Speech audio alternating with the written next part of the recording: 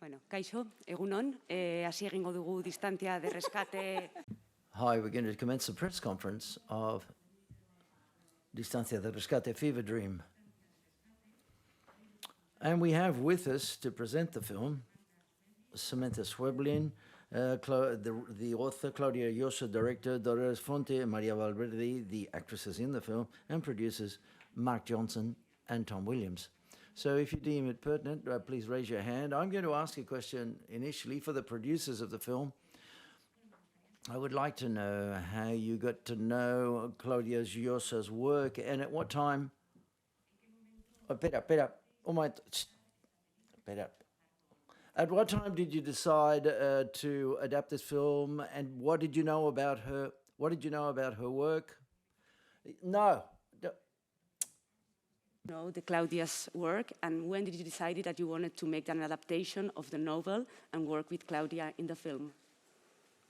That's a very good question. We first came to know Claudia through her film La Teta Asustada, which was nominated for the Oscar, and then had the chance to work with her on Aloft, not very closely, but helped out a little bit and just got to sort of help her through that process. And she presented to us the novel of Samantha when she had, I think at that point, you had already been in contact with Samantha. Yes. And I remember getting it in my office, this very small book, and starting to read it and realizing I shouldn't be reading this at the office. And I took it home and read it in one sitting, and it just terrified me. It gave me nightmares, and I have small children, and it activated everything that a parent can possibly be afraid of. And just knowing how Claudia makes movies, what her approach is to material, it was just the perfect fit. And so we worked a little bit with her on the script, but it really, from that moment of reading the book, it was like, we know what this could be. I've known Claudia's work since Madre Rusa, and we met when she came to Los Angeles with La Teta Asustada, and I've actually known her family. Lucho is what, your uncle? Yeah. Second uncle? Anyhow, a friend of another filmmaker, Lucho Llosa, Luis Llosa, and have just as one of those directors you believe in, and as Tom was saying, her concentrations, her style, her themes are wedded perfectly to Samantha's book, and one of the things that especially I saw in La Teta Asustada is her connection to the land and the people, almost the mythology that we have that ties us to the land. And what Samantha is saying is so urgently, as such an urgent warning, and so clever that it's the land itself in this film that is actually, we have endangered the land, which is in turn endangering us. And so it was the confluence of two unique but somehow common voices.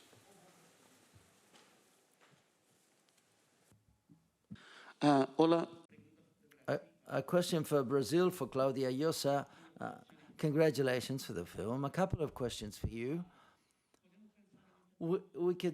Can we think of this film as a genre film, as if it were a terror film or a horror film? But what's the importance of the silences for a genre narrative like this? And the second question, can we talk about something supernatural, but we can also talk about something else which is extraordinary? A supernatural which is not a ghost, which are not monsters, they're not aliens, and it seems that's the atmosphere in your film, something extraordinary. That I'd like you to, sorry for my horrible Spanish because I'm from Brazil. Thank you very much. It's a pleasure to be here. Thank you very much to the festival and to all of you for coming here in this excellent press conference. For me, the film talks about the horror of real life, the horror of day-to-day life or daily life. These are everything that happens in the film is completely deeply rooted in real life. It could happen at any time. And that's what I thought was very, very exciting, because it transcends genre. It doesn't deny it at any time. I think that what Samantha does in the novel is something extraordinary. That is to say, she places us in a space which is very day-to-day, absolutely real, and very close to us, and which we can all identify with. But in turn, and through the story that's told between one story and another story, it manages to transcend and stretch and expand those fears which are so natural to parents, and to a certain extent enters into the subjectivity of the Carola, for example, the subjectivity and the projection of Amanda's subjectivity. Is it all a nightmare? Are we in a dream? Are we in reality? And what I liked about it is it's all real, but it's at the same time, it opens up all of the different questions about what you consider to be strange. I think that's the word I'd like better. How strange. The strangeness when a family member turns into something strange, and that's where the true horror lies. And the second question, I forgot it. Oh, the silences, I think he's referring to. Well, for us, the most important thing was to contain this urgency that Mark was talking about in the film, within a feeling which was of complete confusion, but in turn, at the same time, something very sensual that drags you all along, just like David does to Amanda in the film, and that spirit, for example, which has to be very organic and very and wraps around you, and it had to be sustained from a very specific type of machinery or concrete, which is almost that clock that you hear throughout the film. It's like a feeling that something horrible is going to happen, and when it's going to happen, or did it already start to happen, and I think that's where the maximum tension lied, to give those voices on off to that dialogue between David. That's this whispering voice which turns into a certain a current of his unconscious, which in turn is something it's uncontrollable because it comes from the outside, and in turn it warns you and it tells you where to look, where to pay attention, and this gives it a tempo and a silence and a tension that occurs, which was very beautiful to construct it from the script, because the sound universe is a place which is very emotional, and sometimes words get lost in the unconscious of the audience, and we have to be very precise where to place those questions so that the audience or the spectator can capture them when they. Am I going to die, David? Is that going to happen? Is it happening? You couldn't put it in a moment where the spectator is not prepared to see it, and those silences generate a certain amount of tension, which undoubtedly the narrative of Emilio, marvelous Emilio, who's in our heart, for example, and Maria, what they did was construct a certain amount of tension from the most minimum elements, and that's what excites me a lot about this project. It's a story where very little happens, but that generates a tension and a feeling of urgency and imminent danger that drags you right along throughout the whole trajectory of the film. Thank you. Hola, buenas. Hi. Congratulations, first of all, for this great film. I've got a couple of questions, one for Claudia and Samantha, and that's as regards the script. You've talked a bit in the previous question about the script, but I would like to know what the adaptation process of this novel, which was complex per se, and to put it on the screen. And a question for Maria as well, and that's got to do with the fact whether this has been this work that has taken you more to the limit of the works you've done before, and also to address those fears of maternity, for example, which the film addresses. You answer first, please. Well, hi, good afternoon. Adaptation of well, there was a lot of work. What can I say? I think we spent a year and a few months, the initial stage of opening up the story to think what more was lying there or that we could find. I remember moments where I was thinking, and as the author, how did I miss all of this? What have we just found? And it was incredible. And there was a moment of healing, just filtering things out so we could leave what was indispensable. And I felt like saying something as regards to the silences that you just mentioned, and that for us, it was very important to know at all times where the spectator is at a given moment in the film. It's a bit pretentious that we can do this, but at least to play with this. And there is something in the silences that draws the spectators at all time, the audience. So what are you thinking when something's not being said? And we like those silences as regards to what I've just mentioned. As regards to the adaptation, one of the big challenges was the voice on off. Why? Because for me, it's very important that the narrator's voice in the adaptation, I liked it for Claudia when we talked about it for the first time. It was something that had to be there. But that voice is also dangerous in films because it might tire you. Perhaps the most important things can't be told through a voice off camera. But how we could do a small amount of voice, but one has the feeling of a constant storytelling, scene by scene, just declaring it just by breathing without it saying nothing, but at least it says, I'm there, I'm telling you this story. That was work that I think up until the last day in the editing, we continue to move things around with the voice off camera. And it was quite tough work. For me, basically, I would just like to say it's been excellent to be able to work with it. It's a pleasure to adapt it and work with Samantha. She's been very generous. With such important and beautiful material and such urgent material. And I think that feeling of freedom and comfort and security, and we were very rigorous in our work, but in turn, we were also enjoying what we were discovering all the time writing the script. And for me, that's a gift. It's really good luck. Hi. Yes, the truth is with Amanda for me has been a journey.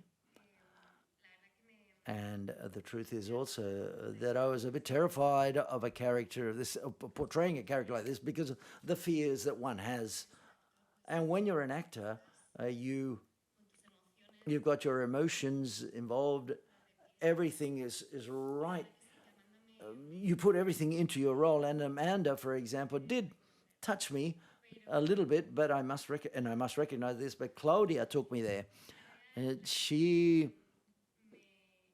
Claudia made me feel very courageous or brave. But with Dolores, Amanda's Carola ends up being like a mirror. And the truth is, it's a moment in which I had a marvelous moment to be able to discover other fields and other areas that I'd never got involved in other acting experiences, which is the issue of fear.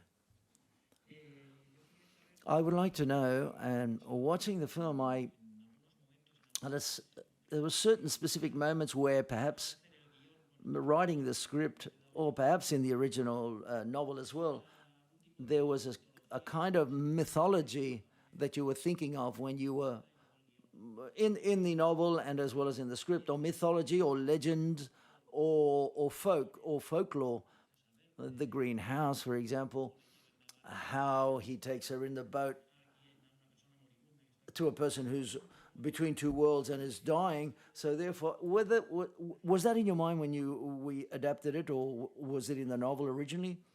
Well, I think that I personally in all my work, I've always been interested in the gap between the magical thought and what's real, which is intrinsic to Latin America, and that is to say, where it expands the way we relate to the world and how we confront what hurts us, or face what hurts us, or and to also address things from another perspective. And when I read the novel, something that excited me was, on the one hand, it was deeply rooted to Argentina, the Latin American earth, and out in the, and you, at the same time you thought it could happen anywhere. So that's important, because the truth is the danger can lurk anywhere. And so therefore, that folklore that I call more magical, Latin American magical aspect, what it does, it expands into something very universal, and it enters really powerfully through Carola's story, and it emerges very powerfully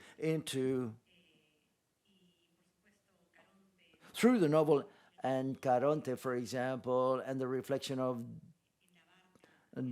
David in the boat, and that was how to adapt, how to bring David out of the hospital room in the novel.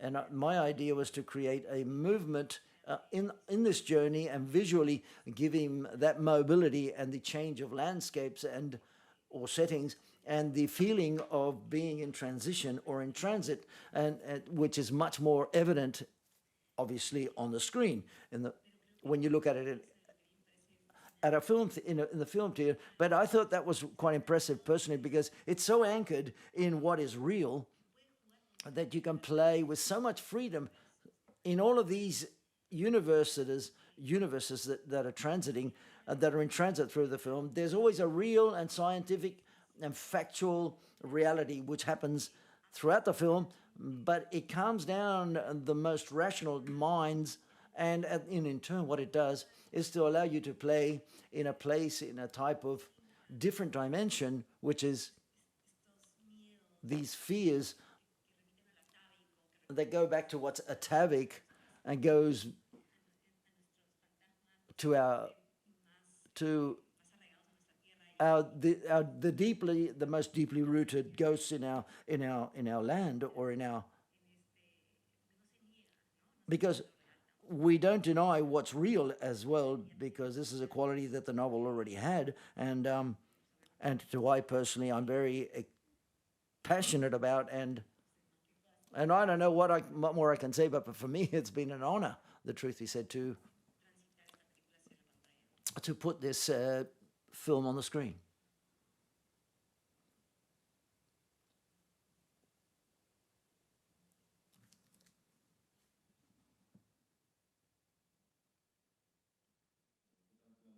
Hi, Claudia.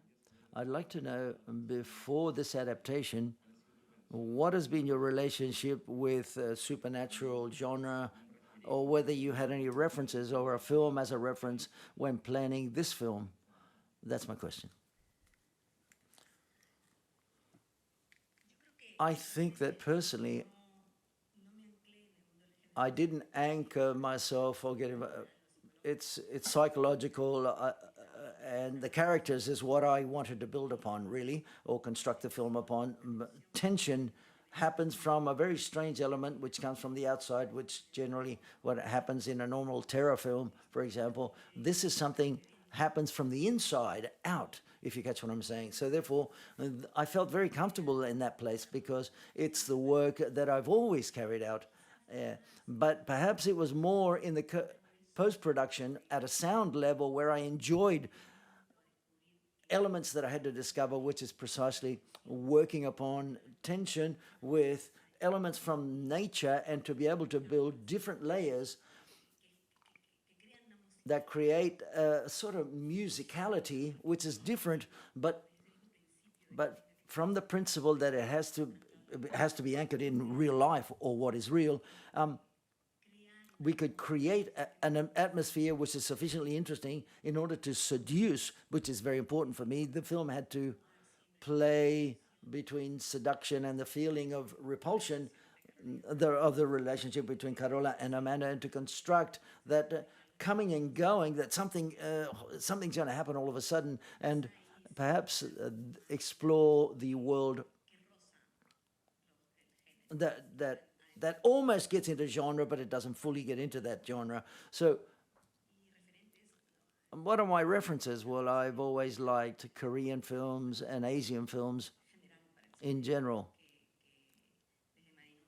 from Mainusa all the way through to now, for example. But it was difficult to find a reference that could help us to set the film, because the narrative off camera, the narrator and the dialogue and a voice on off, the dialogues between them, dialogues with the audience, and in turn with the actor who's on the screen. So therefore, these three dimensions was something that I couldn't find many references for. But in general, all of the references that I could say, like that one always resorts to, apart from the ones you may know. Thank you.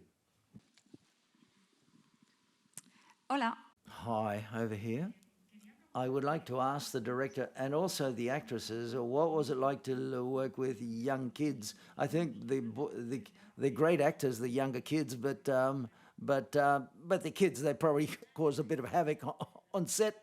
Well, Dolores the chemistry was magnificent with the younger. We had a coach, a child coach, Laura Berch, who is a great kids coach or children's coach, for example. I worked with her in another film, so that territory I'd already gone through with her. She would give the information to the kids. I know her very well, so therefore this made things easier. And then it's true that we were fortunate enough that the boy who was the smaller David,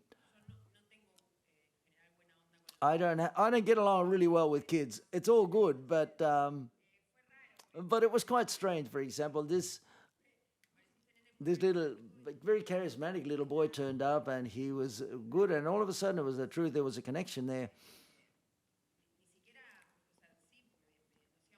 Yeah, we went skating and we went skateboarding, and he was fascinated, and I was fascinated with him as well, because he's Venezuelan. Marzuelo, he came to Argentina a very little while ago. He had a very particular situation with his family, and so therefore there was a sort of an empathy that occurred that had never happened it's never happened with other kids that I've worked with.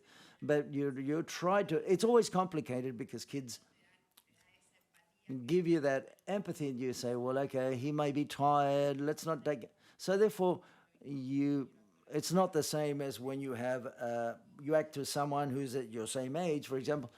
So there was a lot of kids in the film, and Emilio,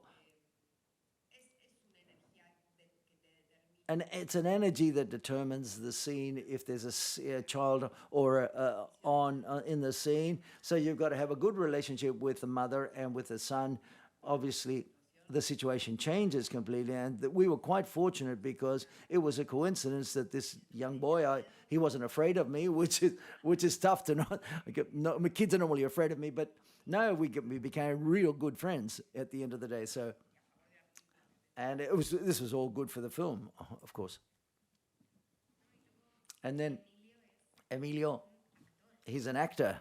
The truth is, it was a pleasure to be able to work with him, especially in very complex sequences. I remember from the voice on off camera, that complexity of trying to understand where the characters were going. And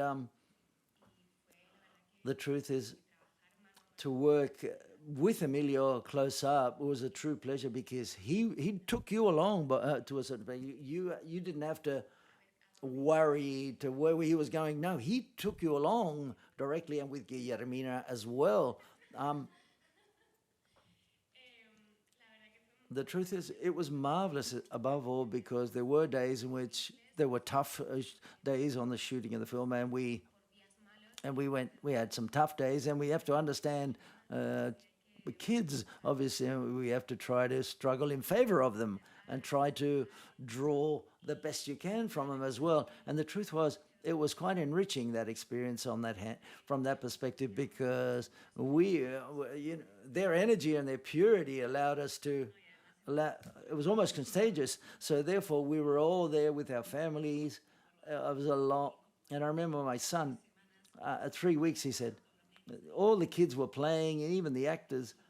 And they said, 3 weeks, my kid said, Emilio, he's the actor in your film. And he just realized that after 3 weeks, that after playing with him, he said, Emilio's the actor in your film? He says, a kid who's playing with us, he was the actor in my film. And that's when this exemplifies quite well the feeling of how to generate this healthy environment, a magnificent environment, so that the kids can feel at home and don't feel, oh, I'm walking into a set or into a world where I've got to behave like an adult or something that I'm not. And so therefore, to break down those barriers, I think, is something for me which is very important to achieve, precisely that they can relax and enjoy the process of acting, and that can be achieved together. This is in a community is how you achieve this, and the community of the film managed to achieve it, yes, I think.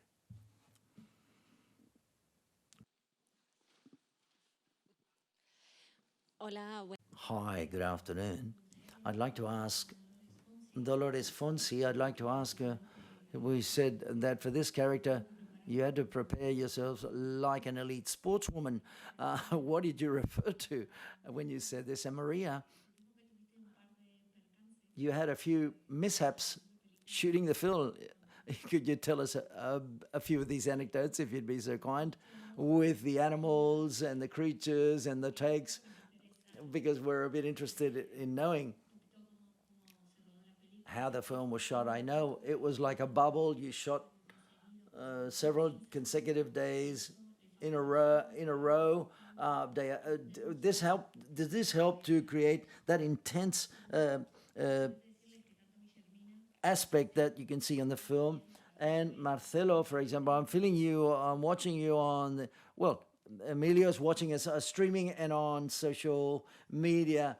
Marcelo and Guillermina and Laura Bertz and everybody else who's watching, and Emilio, we've got them here in the bottom of our heart.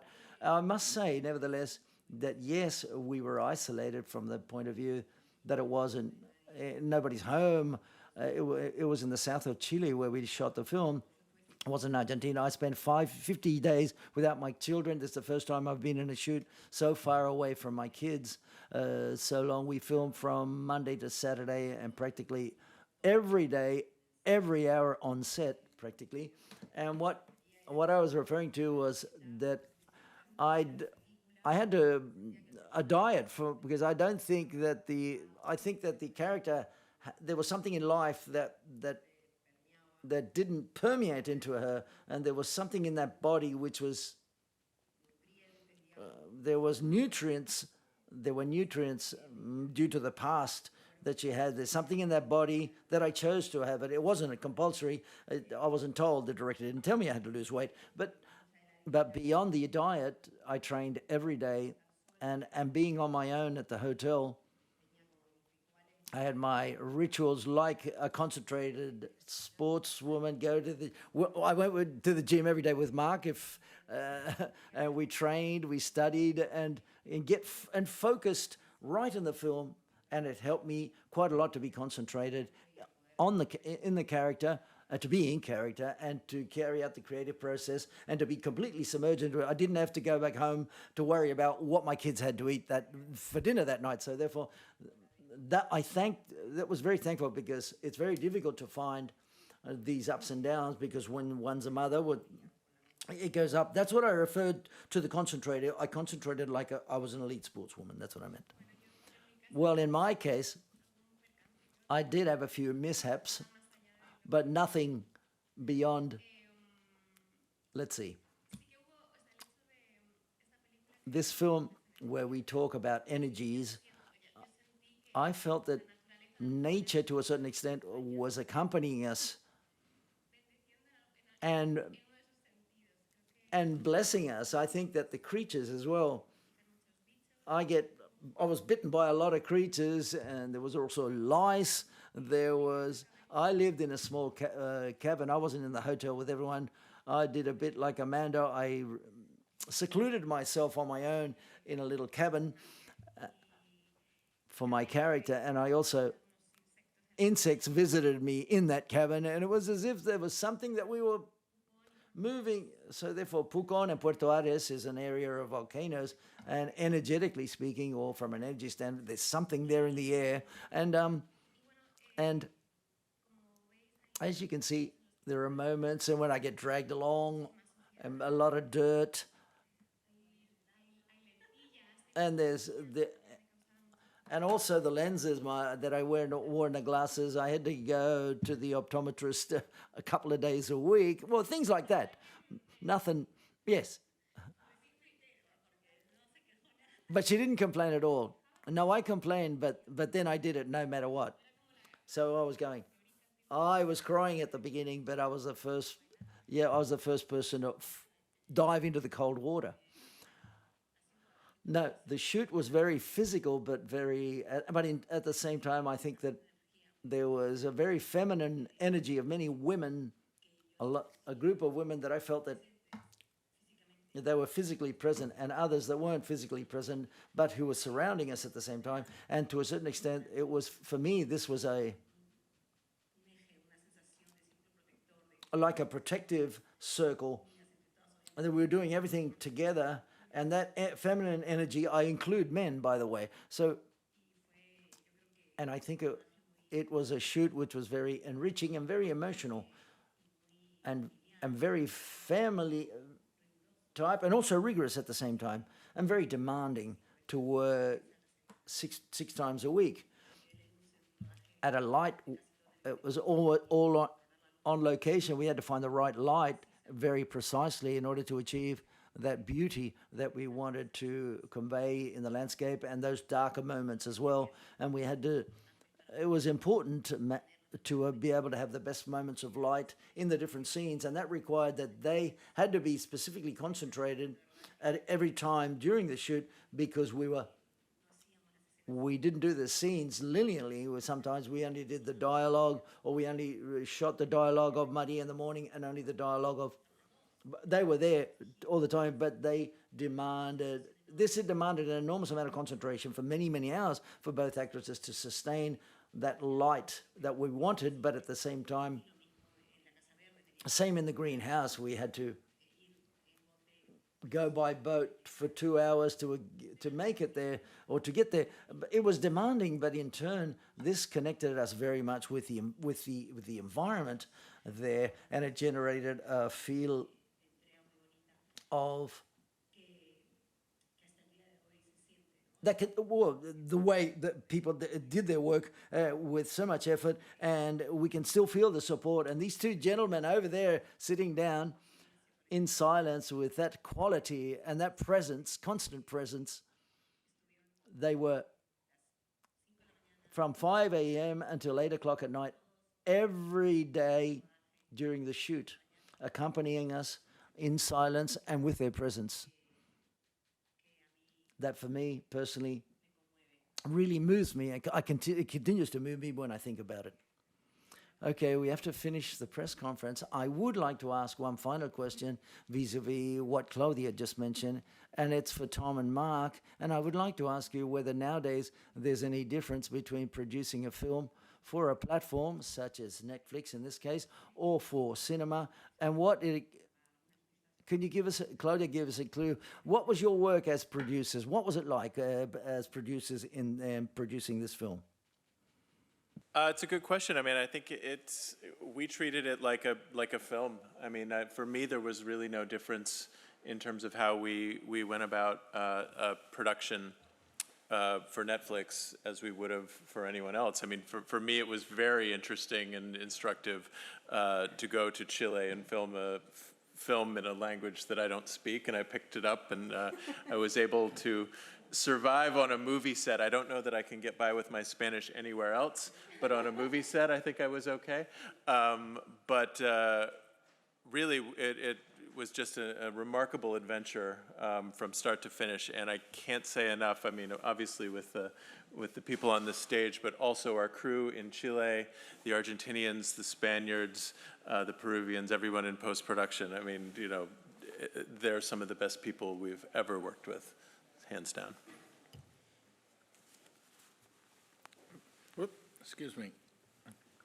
I've been producing for a long time and done a little bit of everything, but I think the biggest compliment I've gotten was just now that we were included. We were part of the feminine mystique, the feminine. This is very much a woman's film, and I'm so flattered that we, Tom and I,